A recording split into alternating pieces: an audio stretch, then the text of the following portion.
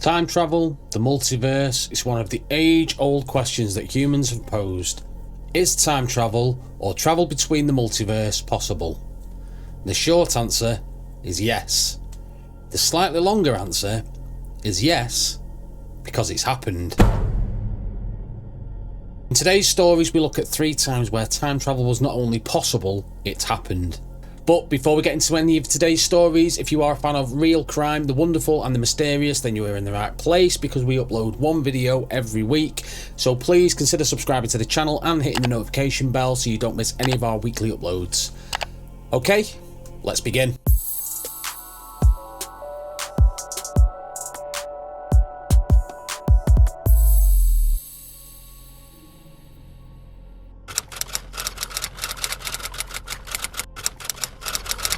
In the warm evening of June in 1951, Times Square in New York City was bustling for the time.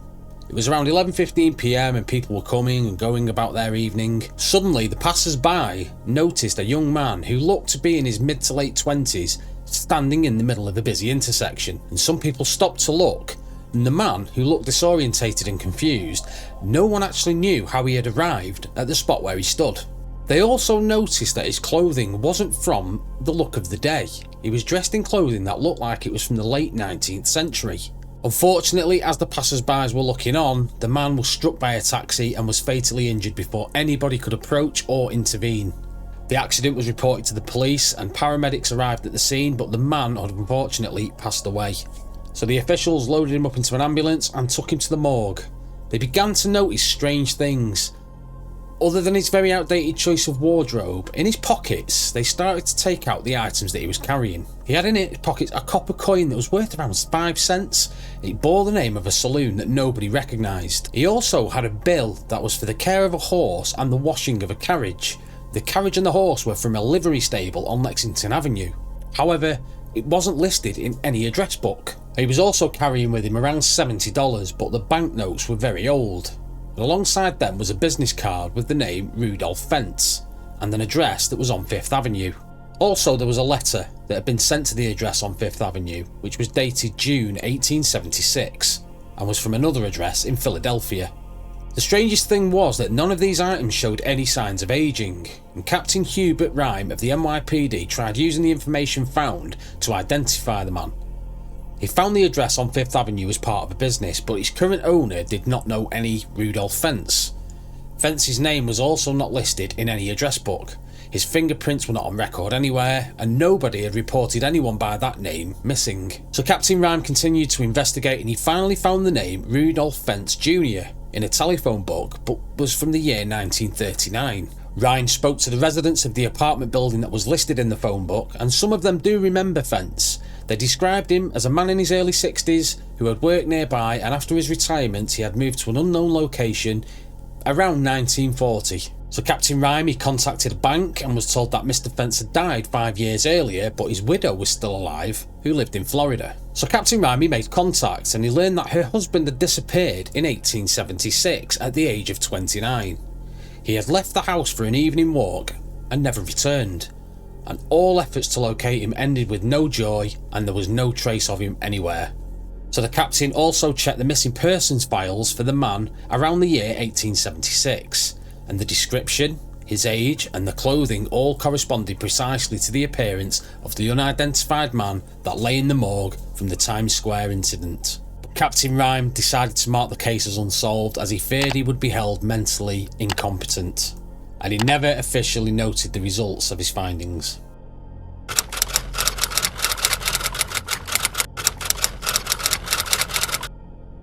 The World War II era is famed for the mysterious experiments that were being conducted by the Nazis that involved superweapons and strange technology, and Hitler was heavily into occultism and the supernatural.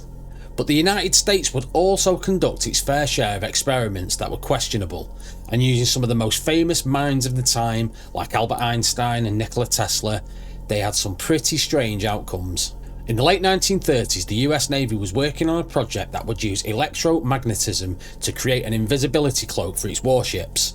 Einstein was apparently directing a program of degaussing ships by wrapping them in electromagnetic coils to protect against magnetic mines planted by the Nazis. Tesla was taken with this technology and would parlay it into the cloaking experiment, and he would have some success with small vessels, but after a few failed attempts with larger vessels, Tesla gave up and handed the project over to Dr. John von Neumann.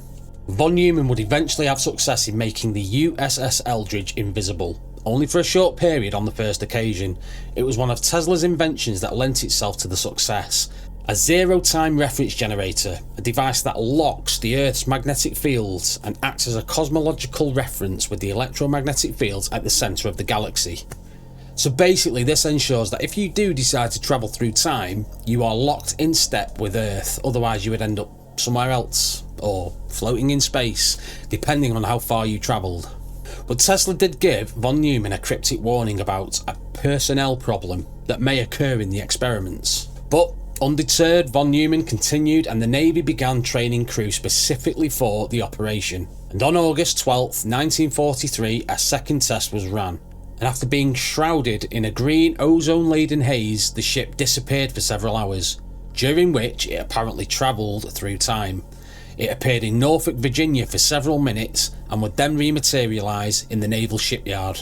Upon its return, however, some of the crew on board were acting strangely. Some were being violently ill.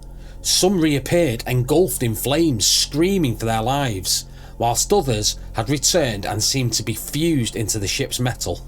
Others seemed to be driven to insanity, and others still appeared to be frozen in place.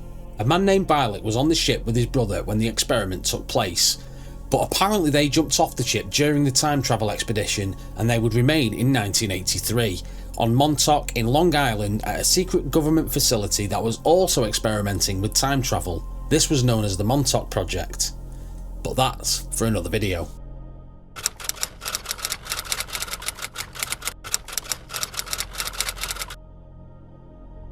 On a hot day in October 1954, a man arrived at Haneda Airport, otherwise known as Tokyo International Airport.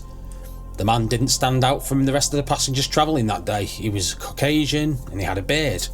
And whilst his primary language spoken was said to be French, there are accounts that claim he spoke Japanese as well as other languages. So nothing unusual so far. The man approached the customs officer and he handed over his passport.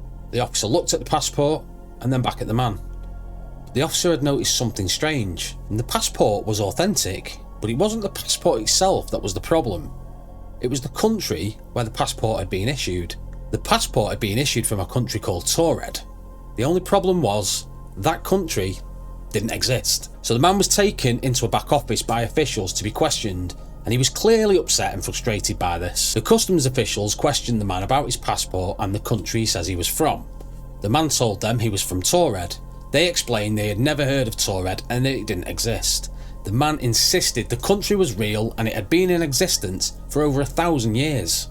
They pulled out a map and they asked him to show us where the location of Taured is. The man, he seemed to have a knowledge of Europe. He pointed to a spot on the map that was between Spain and France. It's what we know today as the Principality of Andorra. And the man was puzzled and confused. Why did his country have a different name on their map? And both sides refused to back down, the officials claiming that the country didn't exist, and the man claiming that the country certainly did exist. He was also carrying currency from his country, the United Kingdom of Taured, and they looked genuine, and he even had travellers checks that had been issued from a bank in Taured. But still, the Japanese customs officials argued that Taured did not exist. They eventually took the man into custody as they believed him to be some sort of criminal and wanted to keep an eye on him whilst they got to the bottom of the situation. So they put the man up in a nearby hotel whilst they continued their investigation. His belongings and documents were placed in a safe at the customs office. The man was told the room he was in would have a 2-man guard at the door and he could only order room service whilst they sorted this issue out. The man was understandably angry, but he accepted the situation and he settled in for the evening and he ordered himself some room service. The next morning, officers returned to the man's room, but there was no sign of him. The bed hadn't been slept in. There was no sign of disturbance or any sign that he'd tried to escape. The man had simply vanished.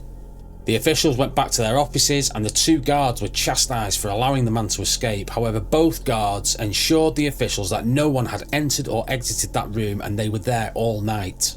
The officials opened the safe to retrieve the man's documents, but the safe, yep, it was empty.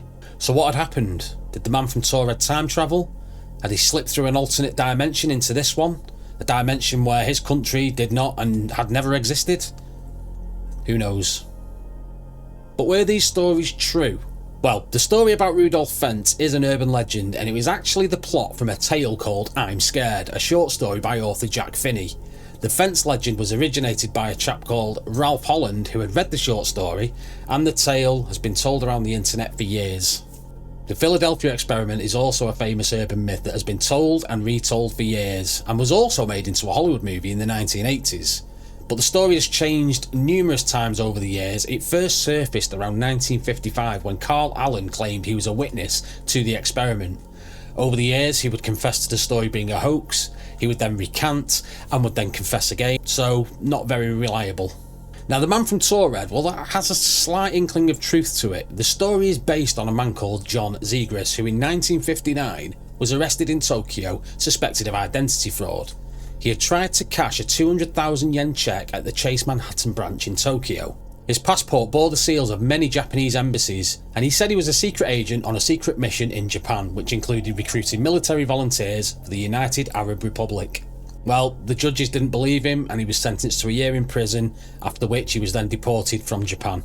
Time travel and the multiverse are real theories in physics. Now, I'm not going to pretend to know anything about the subject, but I do know string theory and quantum mechanics allow for these things, and I, for one, hope one day we see it.